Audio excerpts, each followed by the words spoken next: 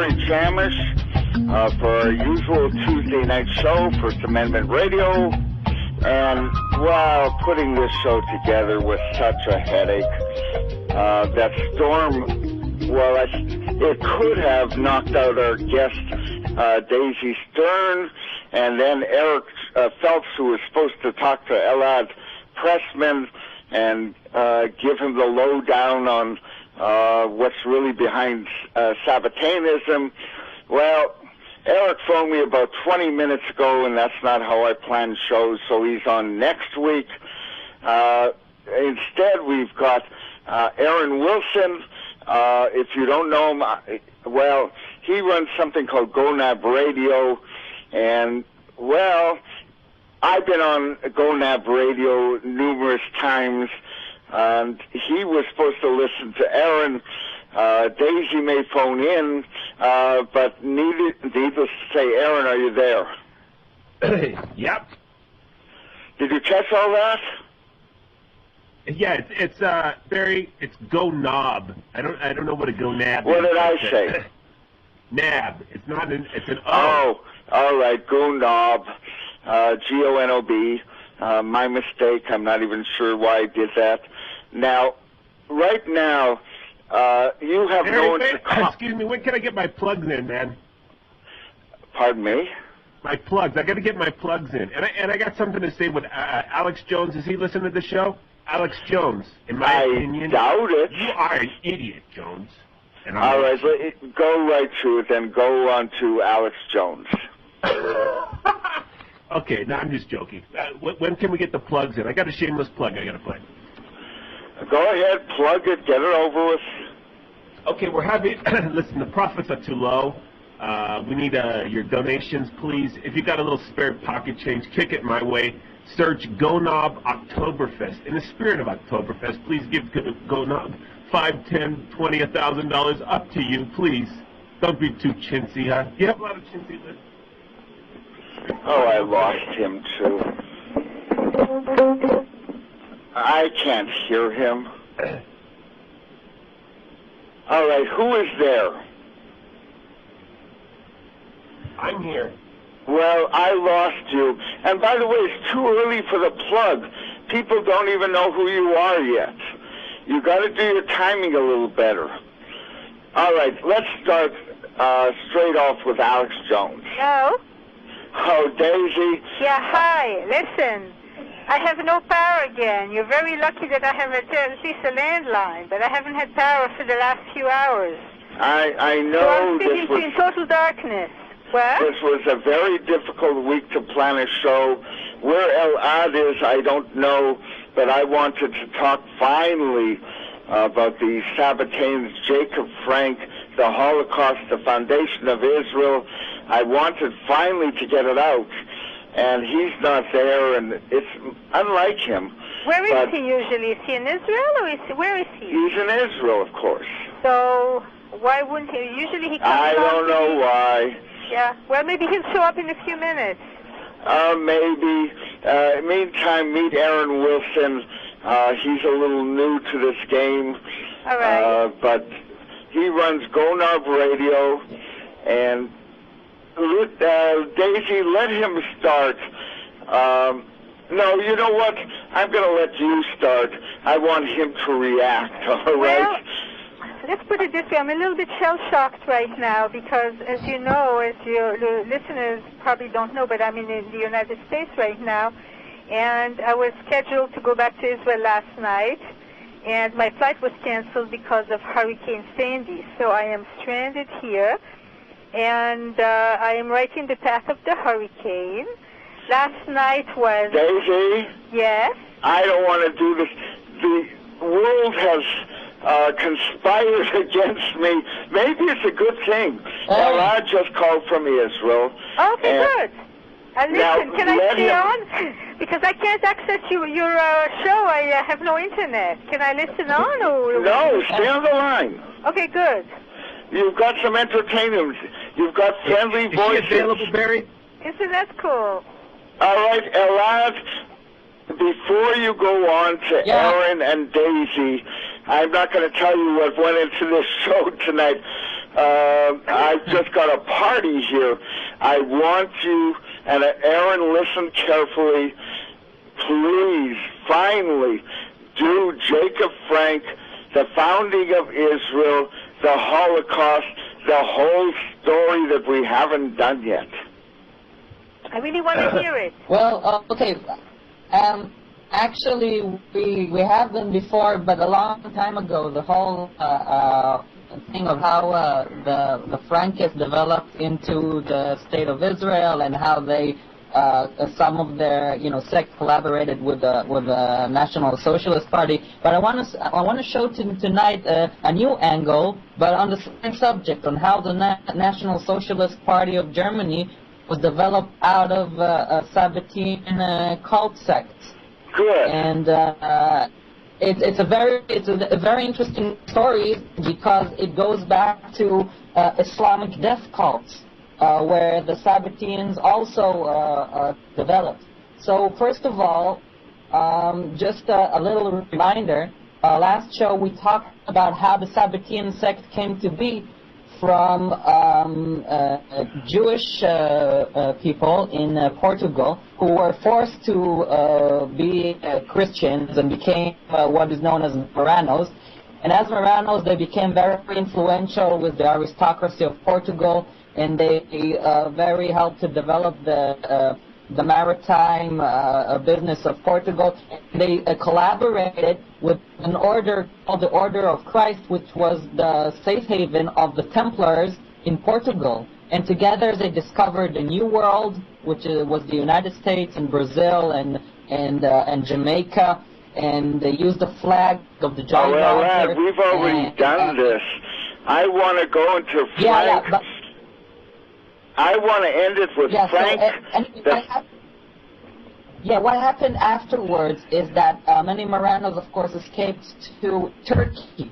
And in Turkey was pretty much the main place where Sabbateanism, as we know it, developed.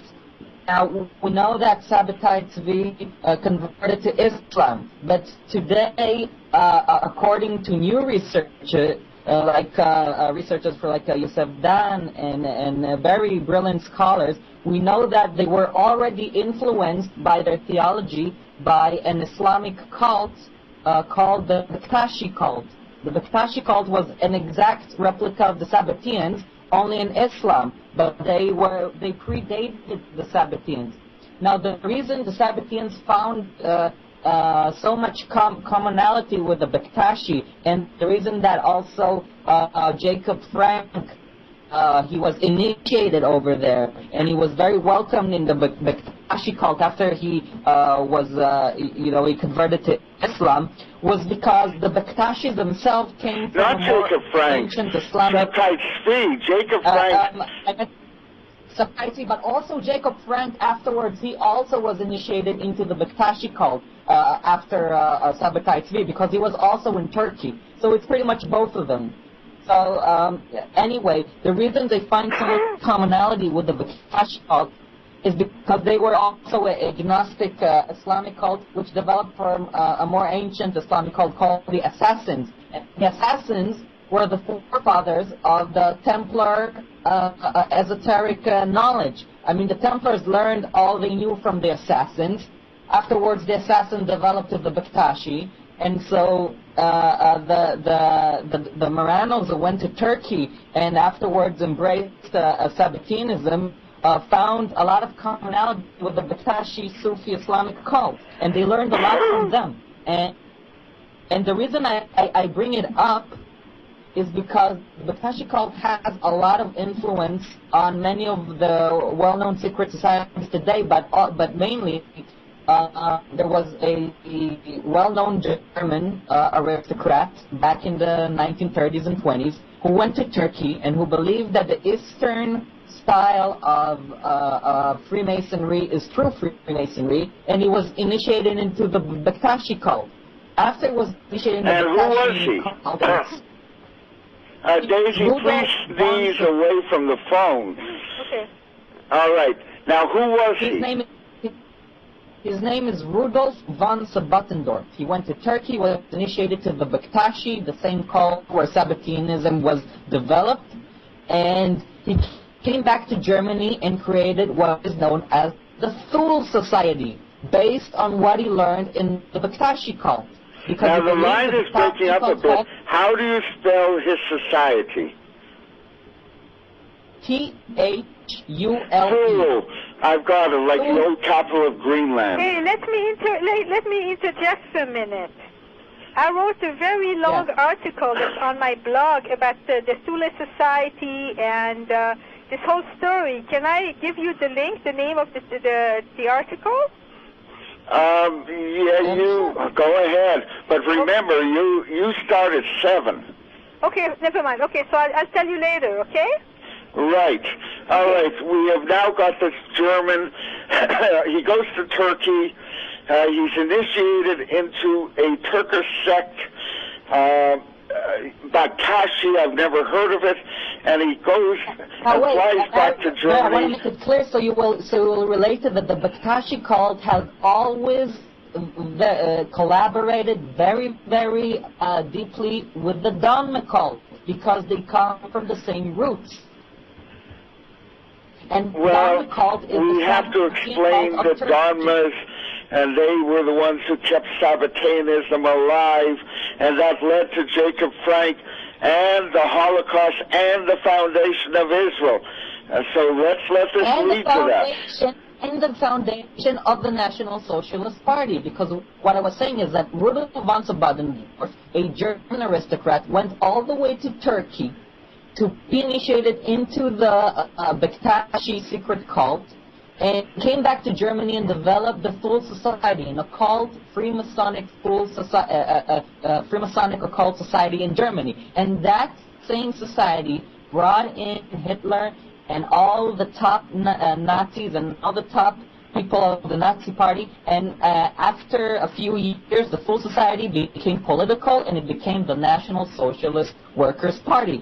And so that is the true roots of the Nazi Party. It comes from the same place where Sabbateanism came from. But the connection to Sabbateanism is even much, much deeper, because there were other two people who very much contributed to the creation of the Nazi Party.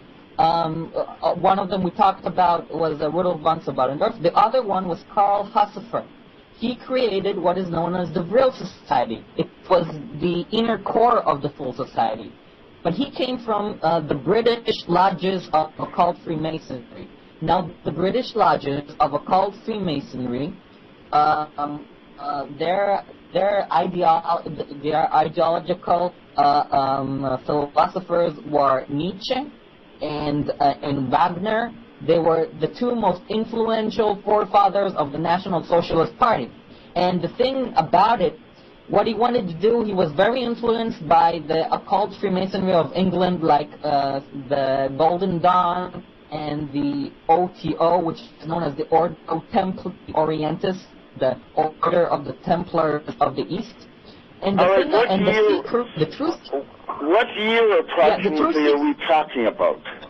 I'm talking about the end of the 19th century, beginning of the 20th century, just before the Thule Society was being developed in Germany. The thing is that Karl Hassifer, who brought in those occult British Freemasonry into Germany from England, he had a very deep secret concerning the occult roots of British Freemasonry, which created the Nazi Party. Because the OTO, which he was very much influenced by, the great secret... You're saying the British created the Nazis? Well, the occult Freemasonic lodges of British, the Ordo Templi Orientis and the Golden Dawn, they had three main philosophers which were the forefathers of the Nazi Party. I'll give you the name. It was Nietzsche. Nietzsche is well known as being the greatest philosopher of the Nazi Party. There's a third one.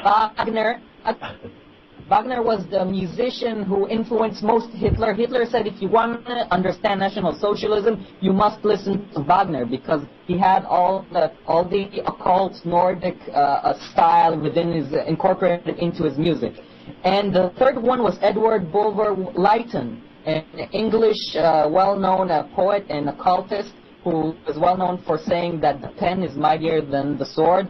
And he wrote a book called the Vril, the coming of the new race. And the name of the lodge created in Germany, which was a part of the Thule Society, was called the Vril Society, after the name of the book of Edward Bulwer Lytton. How do you spell These are rail? called... Again? How do you spell rail? Oh, Vril, V-I-R-L. All right, Grail. Your line is very choppy. The Grail Society, okay? The Vril, it's V-I-R-L. Now, Right. the great secret here is that Edward Bulwer Lytton, who wrote this, and he wrote about a coming of a new Aryan race using the Vril energy, which is pretty much the will to power of Nietzsche. This is the secret about him. A very high initiate of the Order Templi Orientis called Franz Hartmann writes in one of his books how Bulwer Lytton was initiated in Frankfurt to a Frankfurt lodge. Now, this lodge was the well-known Illuminati lodge which incorporated Sabbateanism Kabbalism into it. It had many Sabbateans in it, developing its occult system.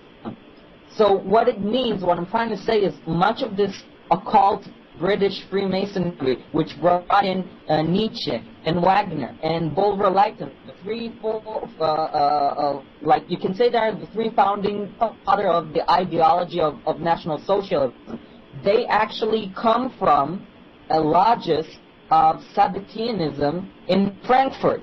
That's where they developed their whole ideas of using and incorporating mystical Judaism together with pantheism and all the things which became afterwards the ideology of the National Socialist Party. Now, it's no wonder that the Vril Society was the inner core of the Thule Society, which was created by an initiate of the Baktashi. As I Now, who gave the order? Who gave the order in this group of Sabbataians to murder the Jews of Europe? Now, it's time to talk the burnt offering and what that means. All right. First of all, the term Holocaust, people need to know it comes from a Latin word called holocaustus. Holocaustus is burnt offering in the Bible. When you bring a burnt offering to God, it's called in Latin holocaustus. And so in English it's Holocaust. And so for some reason, the memorial of the tragedy of the Jewish people in the 1930s, for some reason, is called the Holocaust. Now, it has an occultic meaning to it. The thing is that pretty much what happened back in those days is that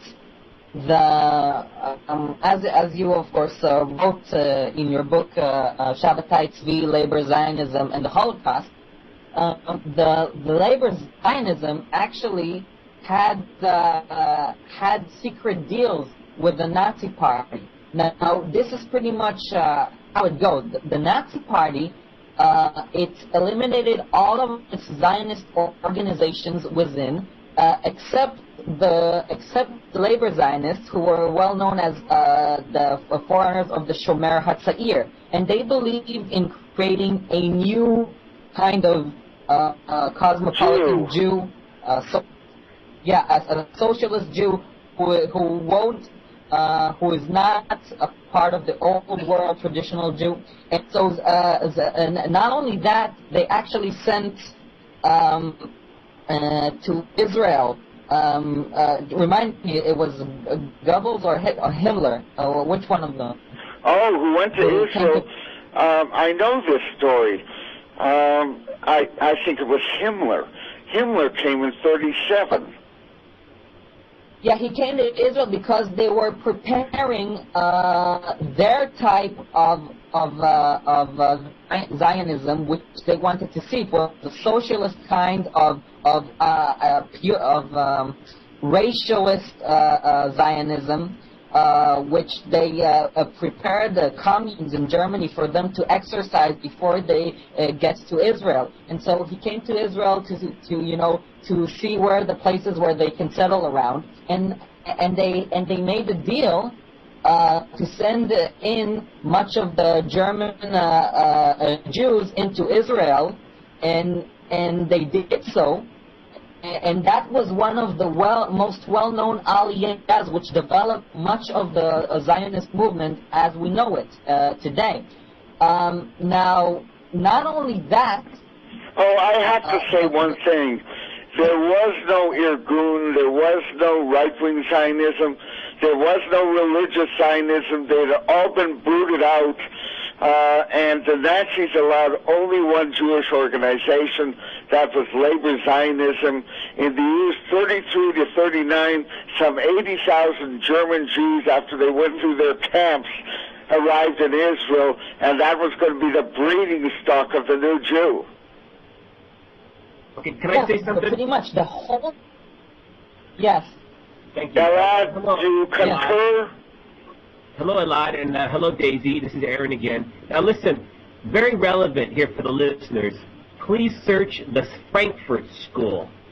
Very important, same time period, very influential on the intellectual level in this whole movement. Eric Fromm, the whole crew, the Frankfurt School, how they exploited dialectics and everything. It's very important to understand at a very high intellectual level what's going on, how it was successful through these techniques exploited at the Frankfurt School. Thanks. I'm so happy you brought this up, because last time me and Barry were talking how Sabbateanism developed and helped to develop the communist movements with people like Rosa Luxemburg and Trotsky and Marx and all of those. And today we talk about how they also have roots within the National Socialist Party. But what the Frankfurt School did, okay, see, the main philosopher of Nazism was Nietzsche, and the main philosopher of communism was Karl Marx. And they kind of, they have a dialectic between the both of them. They are contrary to each other. But the Frankfurt School was able to synthesize the both views into one ideology, in which was written in a book called Eros and Civilization. Now, they were actually, the Frankfurt School were actually the modern Sabbateans, and I can pretty much prove it. Each lodge of Sabbateans which operated in Frankfurt was always funded by round-table families like Rothschild, so the same thing happened with the Frankfurt School. It was a Frankfurt University funded by the Round Table Group and Rothschild. They founded that university, and in it they brought in Max Horkheimer, who was a leader in B'nai B'rith, which was a sect of a Sabbatean Freemasonry coming from German Europe to America. And he developed the Frankfurt School in Frankfurt University. Elad, that's the beep, which means we have to take 3 minutes for commercials. But I'm glad that Aaron has got you going. So in the next segment, before 7, when Daisy will take over, well, you and Aaron just keep talking. No problem. Good, I'll see you in 3 minutes. All right.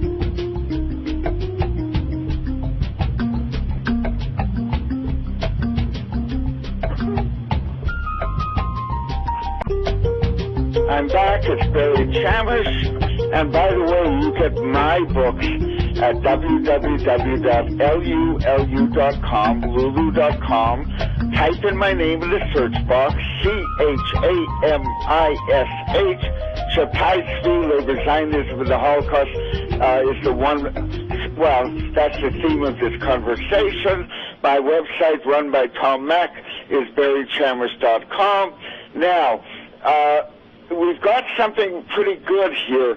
Aaron, if you want to add anything, what Elad is saying is the Sabbateans formed the Nazis with the, I assume we're leading to this, with the horrific task of the Holocaust. If you have anything to get Elad going, let it out now. Well, all I can say is it's interesting how the Frankfurt School would deal with its critics, and it's still an influence today. They would suggest that their critics need to be confined to a mental institution, that they needed psychiatric help, and this is the same refrain that we hear today, and that's what they do to you. You disagree with the government, well, they put you away. There must be something wrong with you. So, well, it went a little farther when they started massacring, well, my people, but a lot of other people were victimized. That's more than a mental hospital. They started a murder rampage. One of the leaders of the Frankfurt School is known as Herbert Marcuse. Now, when he came to the United States, he had some government offices. He was in the CIA, the OSS. But his biggest role was when he was one of the professors in Brandeis University. Oh, God. All right, let's start from the beginning, all right? Now, Herbert Marcuse was not just a schmo. He was the founder of an educational movement which still has plenty of adherents. Now, how does Herbert Marcuse get involved, well, with the Sabbateans leading to the Holocaust? No problem. Well, I wouldn't say he was in leading to the Holocaust, but he was very heavily involved in Sabbateanism. He's a very important man to understand, because much of the culture today is corrupted by his philosophy. And also groups where Obama came from, like the Black Panthers, are all his brainchild. And he's meddling with Sabbateanism began when he was part of the Spartacus League in Germany. The Spartacus League was, of course, named after Spartacus, which is the pseudonym of Adam Weishaupt. It was led by, of course, Rosa Luxemburg, who had a pseudonym as Junius. The pseudonym Junius is the pseudonym named after Junius Frey, which was the leader of Sabbateanism during the French Revolution. After so you're saying the revolutionaries of America were Sabbateans? Again? The revolutionaries, the left-wing radical revolutionaries, Rosa Luxemburg and Herbert Marcuse, you're saying they were both Sabbatean. They knew they were Sabbatean.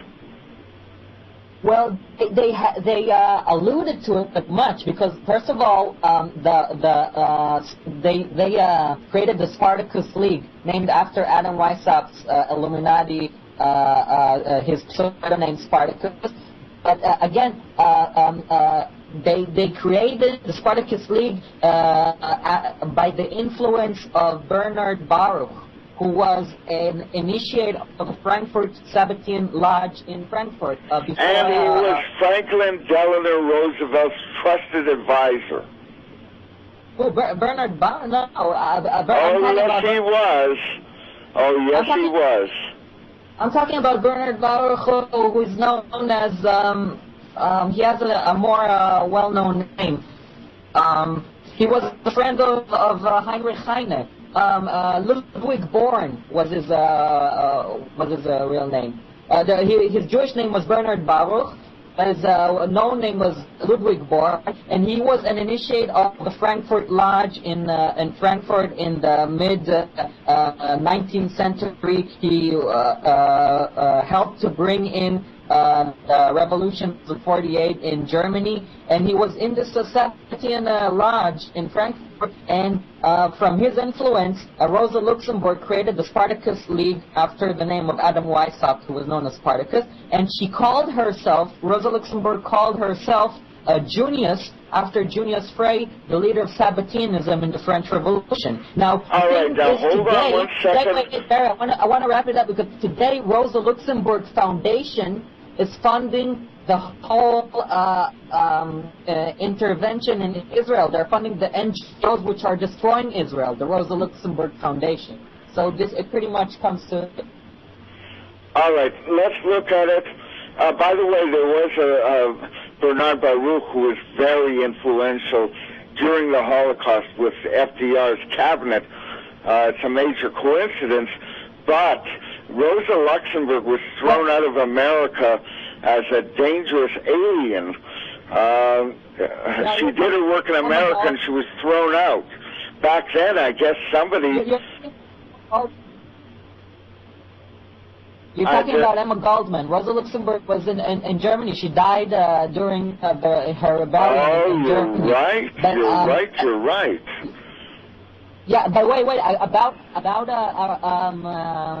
you said, Roswell. He's also connected to Sabbateanism. You won't believe how. Because he was a high initiate 32nd degree Freemason of the Scottish Rite. And they are well known as I told you before, as the Shriners. They wear the fez. And their history is written by 33rd degree Freemasons. They say that their fez and their whole Islamic addresses and mysticism come from the Bektashi cult, where Sabbateanism came from. Shriners, they cured polio and they had great circuses. And that's what people know of them. Well, that's the exoteric. That's what people know. That's an Islamic kind of psychological warfare known as taqiyya. Like the Hamas, they come in, they build hospitals and children care, daycares, and so the people, the poor people connect to them. It's called dawah, and they become a part of them. And then a few years later, they start creating their military arm. So it's a part of it. Now, let's not get lost. I waited a long time for you to explain how the labor Zionists took over a movement and were a disaster for the Jewish people like there's never been such a disaster. Let's dive into it already. All right, so in order to understand that, as we mentioned before, we mentioned the Dönmeh. The Dönmeh were the Sabbateans in Turkey who disguised themselves as a part of the Islamic Turkish people, but they're actually Sabbateans. And everyone in Turkey, many people know about it. Even Ataturk was an admitted Dönmeh initiate. But the thing about it is that the founding fathers of labor Zionism, Ben-Gurion, Yitzhak Ben-Zvi, and Israel Shochat, they all went to Turkey. Now, here's something new I wanted to share with you, Barry. Here's something new I wanted to share with you. I found a biography of David Ben-Gurion called Kinat David, and it's written there that when the three of them, they're the founding fathers of labor Zionism. It's the second president, the first prime minister, and one of the most important ministers. When they were in Kushta in Turkey, Israel Shochat, it's written in that biography that he was initiated into the cult of the Young Turks. The Young Turks were the political arm of the Dönmeh in Turkey who were taking over. And what Ben-Gurion and Ben-Zvi and Shochat believed back then is that that would be a chance for Israel to become a part of the Turkish Empire under the rulership of the Young Turks, who were just a political arm of the Sabbatean Dönmeh, and they were, and when they were in Jerusalem, they were dressing like Turkish people with fezzes and everything, and talking about the New Jerusalem, and they were kind of a bohemia, living a bohemian lifestyle over there.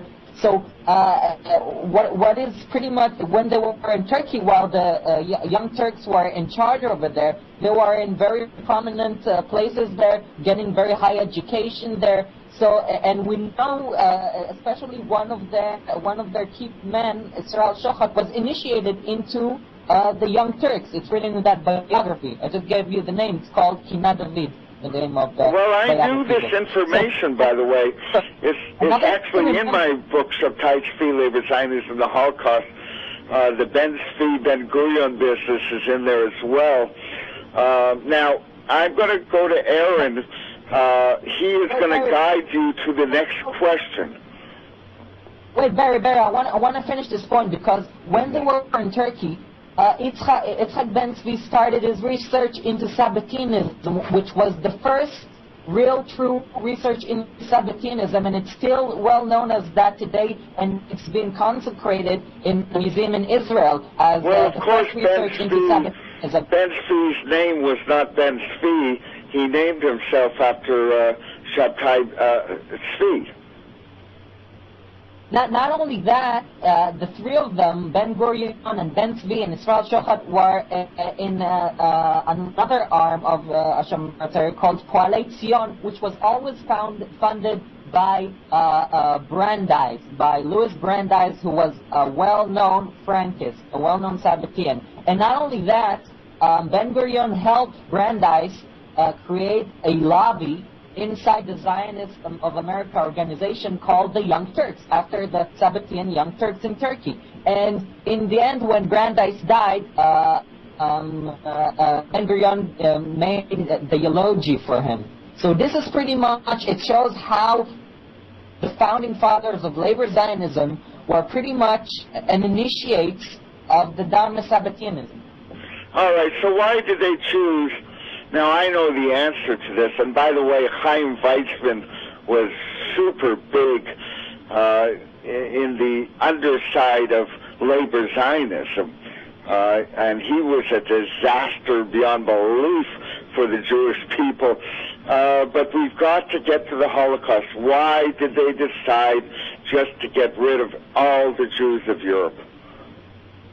Because they were the kind of the old world, old tradition Jews. They wanted the new kind of socialist, pure race Jew to come and create a socialist Zionist utopia in Israel. Because if you read the Frankist writing, the writing of their prophet Jacob Frank, he writes about how he wants to see the Jews come back to Israel, how he wants to see them go through what is known as the Gate of Edom, which is the red, it's kind of known as the Red Gate, which is a gate which after they go through it, which he colors as red, they go through nihilism, and that's why in the kibbutzim, where they were socialists with their red flag, they had many kind of, sexual practices which were un-Jewish and nihilistic, and also, and this is really according to the writings of Jacob Frank, if you read them, it fits perfectly, and they didn't want the old world Jew to survive this, because he wasn't part of this new world of the Sabbateanism and nihilism. Well, I got to tell you, I'm a little older than you, but when I went to kibbutzim in the 70s, let's just say it was a very easy place to get laid. Well, that was one of the things which Frankists, they've done, which shocked the whole Jewish world, because, again, everything in the Torah became, everything which was forbidden in the Torah suddenly became, they had to do it as a mitzvah. Yeah, they created hedonistic communal settlements. In a way, you were kind of rewarded. You got everything Sabbateanism said you'd get. Well, what I see today is that because they were so disconnected of the Judaic roots, today many young Israelis who are born into this nihilistic culture, they feel something is missing, and they don't know what, and they don't know how to fill this void. And some of them go back to the tradition, which the ardent settlers family don't like this happening. But I mean, this is kind of natural because it was such an extreme change inside the Jewish communities and culture that it was very extreme. Well, needless to say, the kibbutzim did not survive in their original form. They went bankrupt, and they had to actually make money, and they charged for meals and all that. But now, Aaron, Aaron, are you there? Yeah. All right. Have you got some comment for Elad? Well, first off, I'm very impressed by his knowledge, and it's great to hear him. I'm learning things. And I think, are you coming on my show later or something, the week? Sure. Let's just, we'll agree on the subject and we'll go for it. Okay, great. I'd love to have you on. And, well, all I can say is that Chapter 7 of his book, Sabbatai, Sevi, the Holocaust, which we're talking about today, is, I think, most relevant to what we're dealing with today in Israel. And also, I'd like to thank Jason Awuku, my think tank member, who's studying now for his PhD at Cambridge, for buying it and giving it to me, because I'm telling you, Barry has become a great influence and really helped me along in learning about this matter. And I think it's very important to understand this, because we got to know where we came from, how we got to this present culture we're in right now. And that's what we're basically doing. We're telling the listeners, this is how we got here. And do you like it? And a lot of us are saying, well, no, I think it could be better. And so maybe we can reverse engineer this and get to back where we need to be. Well, not many people are willing to dive into this subject. It's very complicated and means changing your entire view of life. But what interests me, again, is the fact that the Jews, look, the Charedim in Israel are not, and nor will they ever be, Zionistic. They hate Zionism. They view it as being responsible for the Holocaust. And they don't take part. It's reactionary. What do you mean? The very strict Haredim in Israel are a kind of a reactionary movement to this whole extreme secularism of the other side of the coin. I think you've got this wrong. The Orthodox did not fight. 100,000 Jews survived the Nazis in lands they conquered, and none were Charedim. Their people told them not to fight, not to move. That is not true. I got to interject. My father was a Haredi and my mother, and they survived. That is not true. My family were Haredim and they survived. And they went into the forest and they fought the Nazis, or was it a matter of timing? No, I guess it was a matter of, it's a long story, but what you're saying is not accurate. I'm not, huh? Well, you name me forest fighters, and there are, you name me someone in the Warsaw ghetto. I have to give you the name of my cousin, who was, he was my cousin by marriage, and he fought the Nazis in Hungary. His name was Tibor Rosenbaum, and he was very religious. He was a rabbi, and he actively fought the Nazis by disguising himself as an arrow, what do you call them, the brown shirt. The brown shirt. A brown shirt, okay. And he was wearing his tzitzit under his uniform, for your information. Well, actually, this story should be better known. That is actually, I don't know the story, but... pardon me? A video was made on that, and books were written. All right, but I'm going to stick with the main, what I've been saying, is the ultra-Orthodox of Europe were knocked out. They were just, they died. Well, the whole entire community was murdered. And the tiny remains in Europe were mostly not religious. All right, that's all I'm going to say. All right, Elad, back we go. If you have an explanation, I'll stick with this. The idea was to get rid of the religious Jews in Europe. Yeah, and I mean that was also what the Nazis talked about. I mean, if you read also Nietzsche, he was all. I mean, Nietzsche wasn't anti-Semitic, but they used his philosophy of the anti-old world Jewish moral. It was the Jewish morality which they wanted to erase because they wanted to create a new kind of morality in the world of the new man. And the Jewish morality was pretty much one of the most I would say the tradition which survived the most of the old age, what they saw as the old age morality. Well, in other words, they wouldn't just walk into a Sabbatean world of debauchery. So they had to be, well, ultimately, to get a new Judaism, you had to destroy the old one. Yeah, well, you know, there's a very famous Freemasonic historian called J.S. Ward, and he writes in one of his books the difference between the Illuminism and Freemasonry. He says where Freemasonry, a very positive idea, talks about coexistence of religions and nations, Illuminism seeks to eliminate religions and nations in the name of their secular humanism.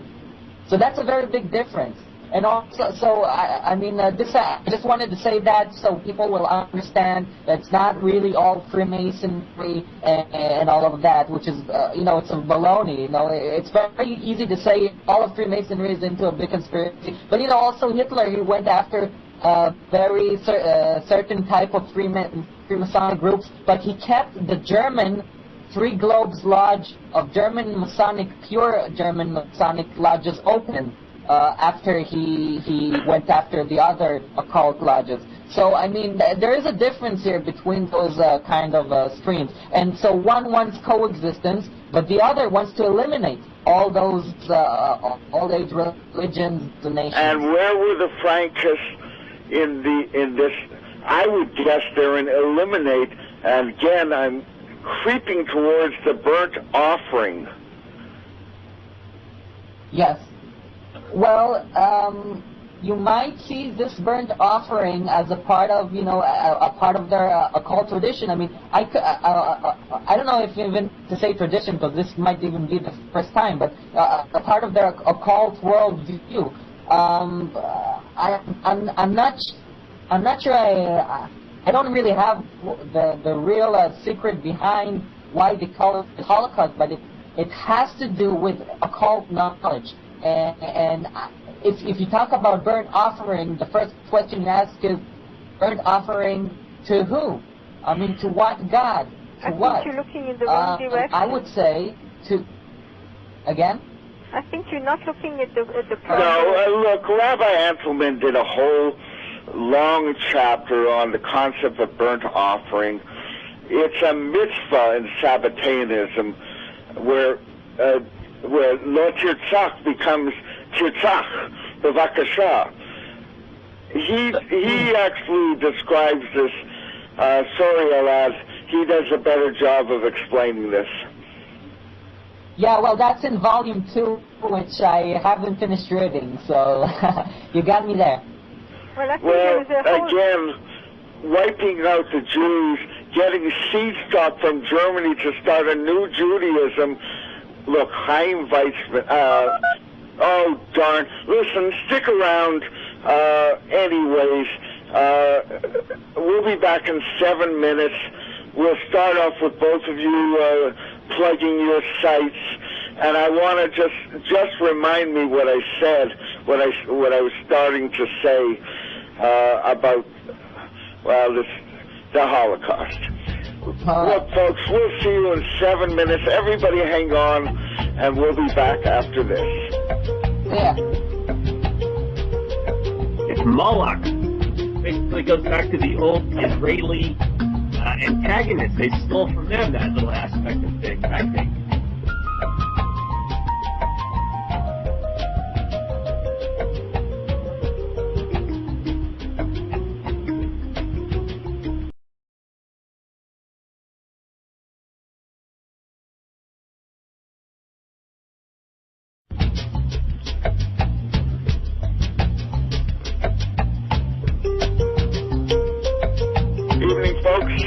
We're back for our next hour. We've got a panel tonight, and we're going to let Daisy take it away, but we've got Elad Pressman, and we have got Aaron Wilson. Let's start with Aaron. Give people your website and how to get to you. G-O-N as in Nancy, O-B as in boy, gonob.com, and we're having a fundraising drive called Go Knob Oktoberfest. If someone could give us $5 or $10, really appreciate it. We're expanding what we're doing in our websites and our offerings of services. That's what the money's for. Altmedia.tv is our new video uploading site. It's a free speech zone hosted in Iceland for maximum free speech protection. So if you have something, a video that maybe got kicked off of YouTube for putting up, come over to altmedia.tv, that's like television, and upload it to our site. I want to say something if I could, Barry. First off, thank you, and I'm really sorry that it's bugging me that your other guest can't, hopefully she'll have some time. She's been sitting there very patiently. No, he phoned me. He was away from the computer. There's some sort of storm happening in Pennsylvania that disturbed him. The young lady, I mean, that's waiting there. Daisy?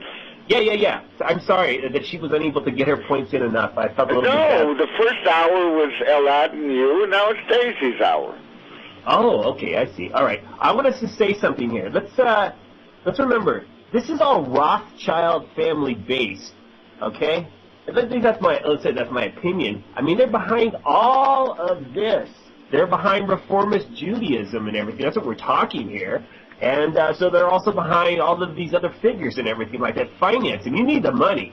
So if we follow the money, we use that way of looking at this thing. It goes back to the Rothschilds, nobody else. So I just want to say that. And I want to thank you, Bray, for having me on my show. That's okay. Now, Elad, give out your website. All right, so first of all, if anyone wants to contact me to get resources or references to anything I said today, I just want everyone to know everything is absolutely 100% fact proof. So you can challenge me on my email. The email is conspil.com at gmail.com, which is conspil.com at gmail.com. And my website is conspil.com, conspil.com. Daisy, what's your website? My blog is Israel Truth Times. Israel, like the state of Israel, truth, like truth and lies, and Times, like the New York Times. All right, now it's your turn. Yes. We spoke on the phone today, and you did mention something I think is very relevant. I would like to add something to what Elad was saying. Go ahead. Especially having to do with the word Holocaust. I think that, I appreciate very much Elad's scholarship regarding the Sabbateans and the Frankists and everything, but I think that he's missing out on a very important aspect of the Holocaust, an extremely important aspect, which is the Catholic Church. Because if you eliminate the role of the Catholic Church from Nazism, you are really missing a huge part of it. And don't forget that the Jesuits were also part of that Frankfurt school. They were meeting there. And Adam Weishaupt and Jacob Frank and Mayor Amschel Rothschild all got together in 1786 and built the conspiracy world as we know it today. And when you say burnt offering, I don't think you were a little puzzled and you were wondering where this idea of the burnt offering could possibly have come from. And I believe it is simply a Catholic concept. think of the Inquisition. Think of the religious duty that they had to burn the Jews, to actually make them to make us suffer. They wanted to make us suffer for the crimes. Yeah, but they didn't kill us all. What? It's a matter of they didn't kill us all.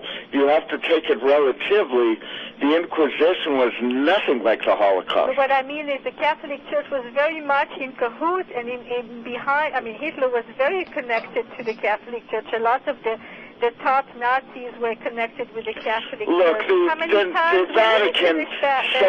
Vatican saved the lives of hundreds of thousands of Nazis in their monasteries, and they sent them all over the world. It was the Vatican that saved the Nazis after the war. I think that you're refusing to look at some very important aspects of it. First of all, don't forget that actually there was a problem within the Vatican with the Polish Church. A lot of the Polish priests saved Jews, but it turns out that the Polish Church got into the crosshairs of Rome, and they wanted to take revenge on the Polish Church for helping the Jews.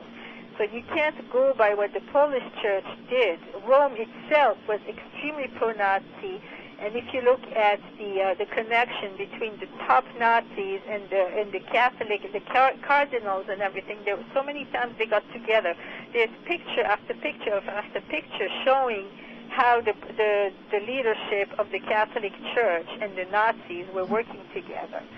And so if you're eliminating the church, and also if you take Pius XII and if you go by what they're saying that they saved Jews, maybe they helped the Jewish community in Rome. But what about the rat line? What about everything they did to protect the Nazis after the war? I mean, I think you're eliminating a huge part of the responsibility. I don't think anyone's eliminating. I don't think it's their subject necessarily. But Elad, I mean, you're well aware of the Catholic, their role in the Holocaust. Yeah. Of course. Well, I mean, I think the most interesting part was what you mentioned was named rat lines, and how they helped to keep the Nazis in business after the war. I mean, if you eliminate the role of the Catholic Church in the Holocaust, you're just not looking at the total picture. No, I think they are. I think in Elad's case, he's looking at it from these horrible Jews within our midst working against, eliminating Jews. I'm not That's saying his not. I'm not interest. denying that part. I'm just saying that you're not looking at the total picture. I'm not criticizing Elad. I mean, this is addressed to you too, Barry. I include the Vatican in my writing. I wouldn't say I've eliminated it. What? I don't think I've eliminated the Vatican. If anyone who reads my books wouldn't say that. Okay, fine. But what I'm saying is when you take the term Holocaust, I mean, if you look at the role of the Catholic Church, it starts to make a lot of sense. Look at the Jesuits, who are also 33-degree Masons. Look at the oath that the Jesuits take. And look at their promise to burn and torture and hurt everybody who goes against the wishes of the Catholic Church. And the Jews were, especially Orthodox Jews, first and foremost against that particular creed. I mean, how many times have the Jews been willing to sacrifice their life, to refuse to bow to the demands of the Catholic Church, to serve their fake God? Look, I won't say that the current Pope, who was a member of the Wehrmacht, and they've covered that up, of all the clerics in the world, they've got to get an ex-Wehrmacht soldier to be the Pope. I don't think that was very nice of them, putting it mildly. Yeah, but I mean, it didn't just happen today in the year, it didn't just started in 2005. They've been doing this for thousands of years, I mean, almost thousands. For 1,700 years, they've been, conspiring against the Jews. This is nothing new. Yeah, this was bigger than all the others. Absolutely. It was bigger than the Crusades and the Inquisitions. It was bigger. It was total. But it's part of the same tradition. Yeah, the anti-Semitism and the Catholic Church go hand in hand. In fact, the Jews were always better off in Protestant countries than Catholic countries. Not only that, they were better off in Muslim countries, believe it or not. I believe it. We won't get into how the Sabbateans, look, Chaim Weizmann, the president of Israel, the first president of Israel, was at the World Jewish Congress in 1936. I believe it was Prague. And he said, not many Jews will survive the upcoming Holocaust, but they will be strong and good for Palestine. The others are consigned to the ashpin of history. How did in 1936, and he used the word Holocaust, how did he know it was coming? What year did he say that? 36. Just look it up. Chaim Weizmann, World Jewish Congress. Yeah, I know, but I didn't know it was in 36 that he said that. He used the word Holocaust already? He used the word Holocaust in English. Wow. Okay, well, I'm sure you know more about that than I do. I mean, who knows what their connections were? Well, that's the connection, is whatever role the Catholic Church played, there was a much more insidious role. Well, I just say labor Zionism to cover it all. But it's Frankism and it's Sabbateanism, and they wanted us dead. They wanted a new Jew in Israel, but the Nazis just killed too many of them. They thought 2 million would be left. That's why they brought the Sephardim into Israel. They didn't have soldiers. They couldn't even defend the place. All right. Well, actually, nothing has really changed. They continue on their path. Look, nothing has changed. All right, guys, who wants to say something? You go ahead. You were starting to talk about... Aaron or Elad, it's your turn. Oh, Elad, you go ahead. Elad? Well, I'll say something, if I could. We covered that. There is something to substantiate what she's saying about the Catholic involvement here. We went on to that with Eric John Phelps, who might be your guest, I understand, next week. So there's equal blame to go around. What does that mean? Well, blame between who and who? Well, let's lay it all out there, Barry. And let's stop messing around here. A lot of Jews were in the SS and Hitler's brown shirts and all of that. There were no, Jews they weren't. Daisy, let's go back to, let's get off this old prejudice, and we talk today about, look, go all the way with this. Don't be shy. Now, you've had a little bit of a rainstorm in your area. And what does that have to do with anything? What? What does the rainstorm have to do with the Holocaust? Come on. You're here to react, not to... Daisy, back we go.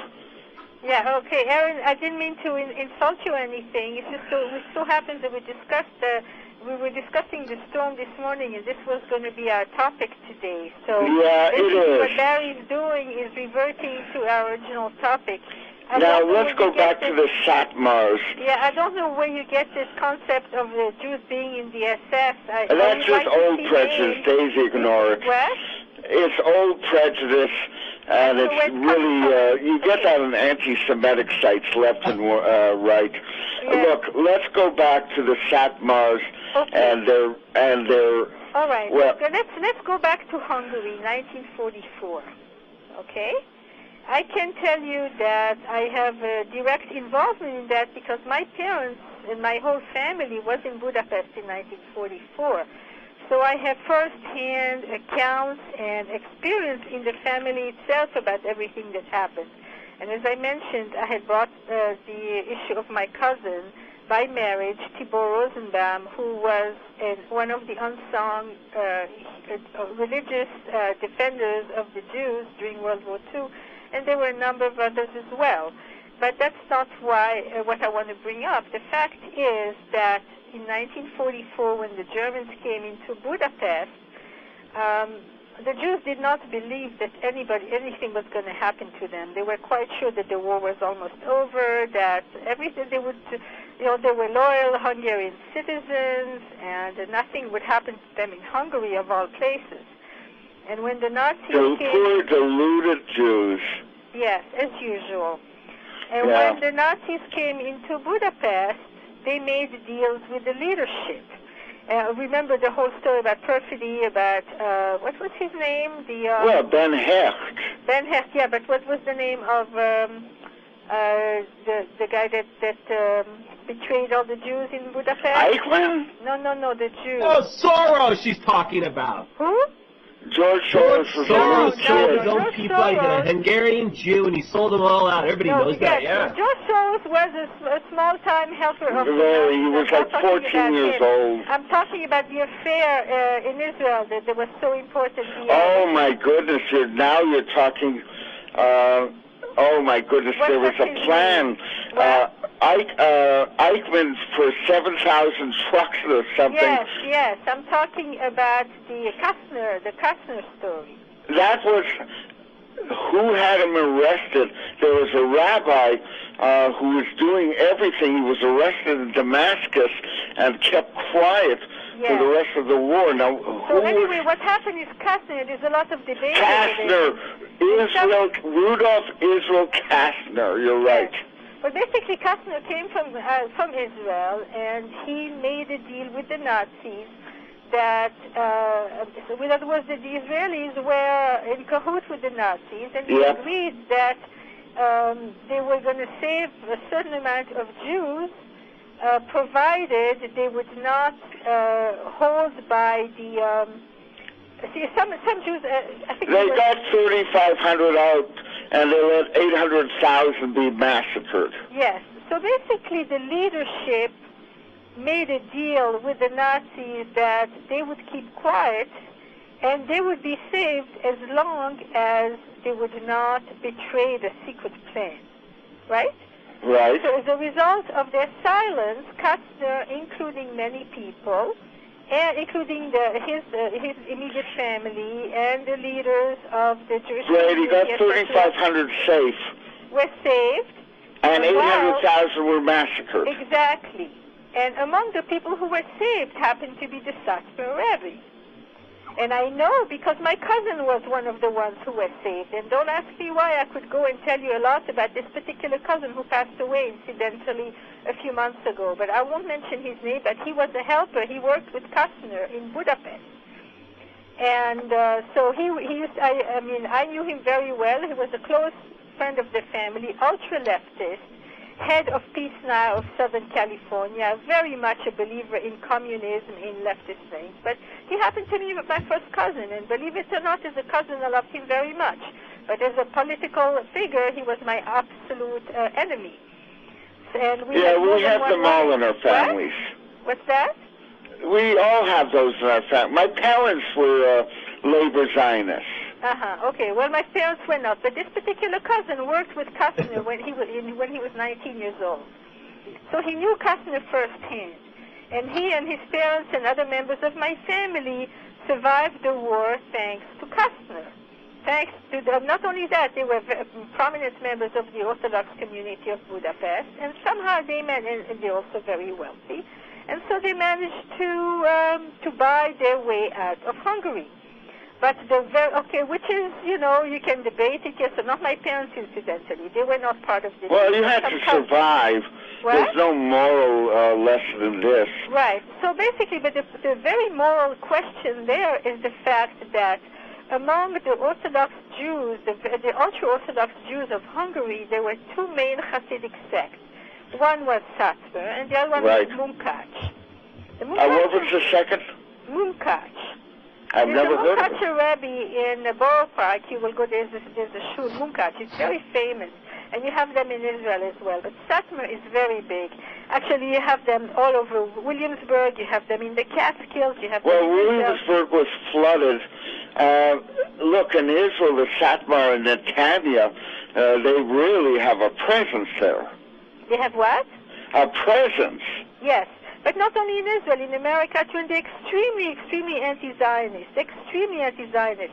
They do everything they can to antagonize, to sort of oppose the idea of Jews going and living in Israel and leaving America to go live in Israel. But that is not even the issue. The issue is that the Satmar Rebbe, obviously, if the Satmar Rebbe had opened his mouth and he had told the Jews of Hungary at that time what they were about to face, there's a good chance a lot of them would have maybe maybe they would have joined the Maquis, maybe they would have gone into the woods to rebel, maybe they would have done something to protect themselves. But because they were kept in absolute darkness and they believed everything their rabbi said, I mean, I'm not saying that the Satmar Rebbe at the time knew what was coming.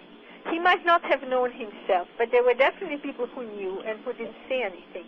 But the fact is that when the time came and when all the Jews were taken to Auschwitz and to the death camps and to the ghettos and murders and murdered, massacres, I mean, 900,000 Hungarian Jews died. And about I heard 800,000, but big deal. And about 10% of them were Orthodox. So a huge amount of Jews died because they were not informed. But at the end of the day, the Satmar Rebbe was saved. And the Satmar Rebbe ended up in Bergen-Belsen and survived the war. So there's a very, I'm not saying that he did it himself, maybe, as you were saying. No, his followers paid somebody off.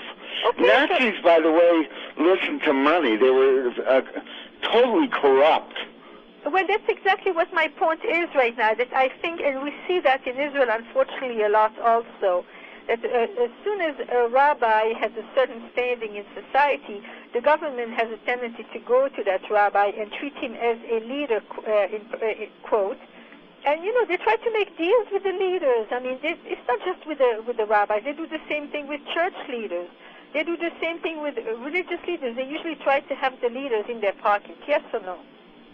What did the Satmar rabbi, or is there a Satmar rabbi, or there's still a Satmar now? It's Teitelbaum. The Satmar sect is in Monroe, New York, and the late Satmar Yoel Teitelbaum passed away a few years ago, and there was a fierce battle between his two heirs, and they fight each other tooth and nail, and it's just not a very pretty picture.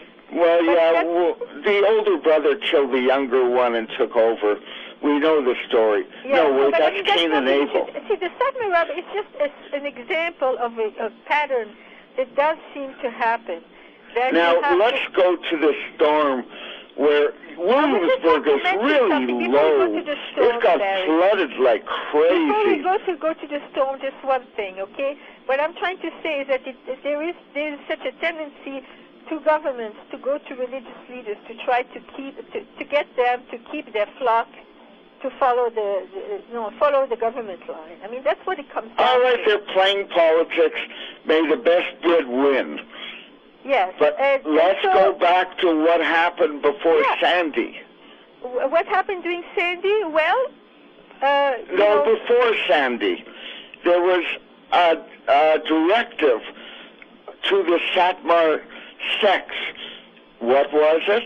No, there was no directive to the Satmar sects. I never said it was to the Satmar sect. You misunderstood what I said. All right. Then tell me what you said. Apparently, I didn't say there was a directive. What I'm saying, Mayor Bloomberg, because they knew that there was a storm coming in New York. It was going to be very heavy, and we can go into what this storm was all about. If you want, you can expand on that. I will not expand on the storm. All right, it was a bad storm. Yeah, not only you that. You want to go into weather conspiracy? I got that too. But we've got these Satmars, largely in Williamsburg, being told to what? Listen, I'm not. Again, you're putting words in my mouth that all right, then you put them. I didn't say specifically Williamsburg, although Williamsburg happens to be on the path. I'm saying that there's a lot of Jews in New York. There's a lot of Jews that are very close to the point of what do you call that? Where the hurricane created a huge amount of damage. All right, Daisy, I hate to do this. We have a 3-minute break for ads, but what I said is what you're saying now, I think. I'll see you in 3 minutes. Yeah.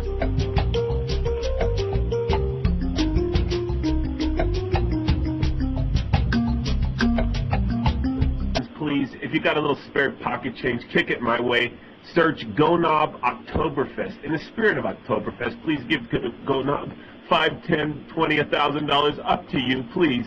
Don't be too chintzy, huh? You have a lot of chintzy lips. Oh, I lost him too. I can't hear him. All right, who is there? I'm here. Well, I lost you. And by the way, it's too early for the plug. People don't even know who you are yet. You got to do your timing a little better. All right, let's start straight off with Alex Jones. Hello?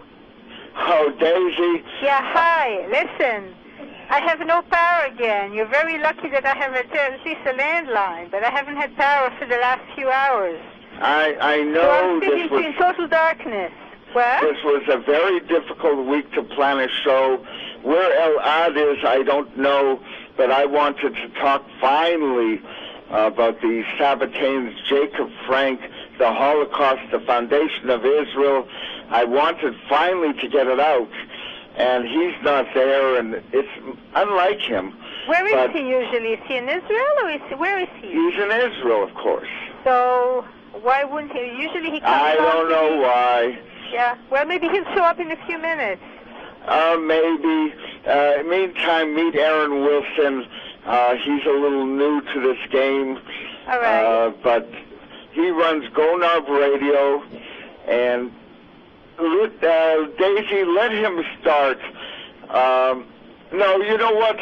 I'm going to let you start. I want him to react, all right? Let's put it this way. I'm a little bit shell-shocked right now because, as you know, as your listeners probably don't know, but I'm in the United States right now, and I was scheduled to go back to Israel last night, and my flight was canceled because of Hurricane Sandy. So I am stranded here, and... esoteric knowledge. I mean, the Templars learned all they knew from the assassins. Afterwards, the assassins developed the Bektashi.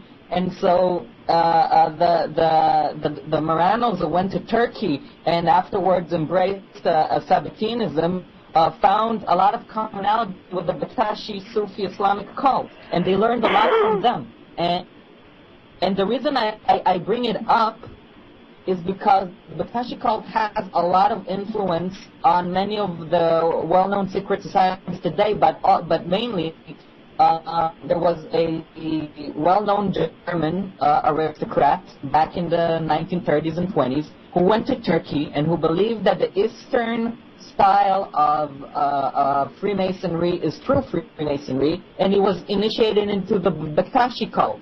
After he was initiated into the Bektashi cult... Daisy, please sneeze away from the phone. Okay. All right. Now, who was he? His name is Rudolf von Sebattendorf. He went to Turkey, was initiated to the Bektashi, the same cult where Sabbateanism was developed, and he came back to Germany and created what is known as the Thule Society, based on what he learned in the Bektashi cult. Now, the line is breaking up a bit. How do you spell his society? Thule. I've got it, like the old capital of Greenland. Hey, let me interject for a minute. I wrote a very long article that's on my blog about the Thule Society and this whole story. Can I give you the link, the name of the article? Yeah, you go ahead. But remember, you start at 7. Okay, never mind. Okay, so I'll tell you later, okay? Right. All right. We have now got this German. He goes to Turkey. He's initiated into a Turkish sect. Bektashi, I've never heard of it. And they very helped to develop the maritime business of Portugal. They collaborated with an order called the Order of Christ, which was the safe haven of the Templars in Portugal. And together they discovered a new world, which was the United States and Brazil and and Jamaica, and they used the flag of the Jolly well, Roger. we've already done this. I want to go into Frank. I want to end it with Frank. What happened afterwards is that many Marranos, of course, escaped to Turkey. And in Turkey was pretty much the main place where Sabbateanism, as we know it, developed. Now, we know that Sabbatai Sevi converted to Islam, but today, according to new research, researchers like Yosef Dan and very brilliant scholars, we know that they were already influenced by their theology by an Islamic cult called the Bektashi cult. The Bektashi cult was an exact replica of the Sabbateans, only in Islam, but they predated the Sabbateans. Now, the reason the Sabbateans found so much commonality with the Bektashi, and the reason that also Jacob Frank, he was initiated over there, and he was very welcomed in the Bektashi cult after he he converted to Islam, was because the Bektashis themselves came from not Jacob Frank, ancient Islamic. Jacob Frank. Sabbatai, but also Jacob Frank afterwards, he also was initiated into the Bektashi cult after Sabbatai Sevi, because he was also in Turkey. So it's pretty much both of them. So anyway, the reason they find so much commonality with the Bektashi cult is because they were also an agnostic Islamic cult which developed from a more ancient Islamic cult called the Assassins. And the Assassins were the forefathers of the Templar. I am right in the path of the hurricane. Last night was... Daisy? Yes? I don't want to do this. The world has conspired against me. Maybe it's a good thing. Elad just called from Israel. Okay, good. Listen, can I stay on? Because I can't access your show. I have no internet. Can I listen on? Or... No, stay on the line. Okay, good. You've got some entertainment. You've got friendly voices. Is she available, Barry? Isn't that cool? All right, Elad, before you go on to Aaron and Daisy, I'm not going to tell you what went into this show tonight. I've just got a party here. I want you, and Aaron, listen carefully. Please, finally, do Jacob Frank, the founding of Israel, the Holocaust, the whole story that we haven't done yet. I really want to hear it. Well, okay. Actually, we have them before, but a long time ago, the whole thing of how the Frankists developed into the state of Israel and how they some of their sects collaborated with the National Socialist Party. But I want to show tonight a new angle, but on the same subject, on how the National Socialist Party of Germany was developed out of Sabbatean cult sects. Good. And it's a very interesting story because it goes back to Islamic death cults, where the Sabbateans also developed. So first of all, just a little reminder. Last show we talked about how the Sabbatean sect came to be from Jewish people in Portugal who were forced to be Christians and became what is known as Marranos. And as Marranos, they became very influential with the aristocracy of Portugal.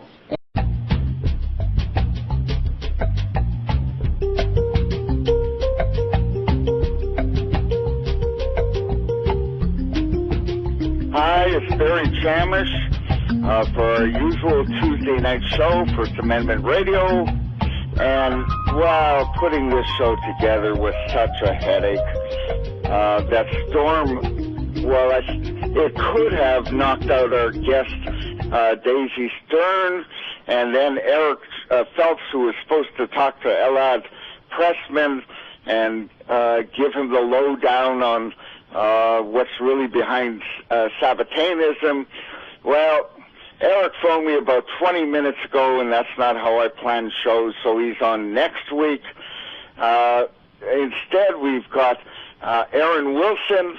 If you don't know him, well, he runs something called GoNab Radio, and, well, I've been on GoNab Radio numerous times, and he was supposed to listen to Aaron.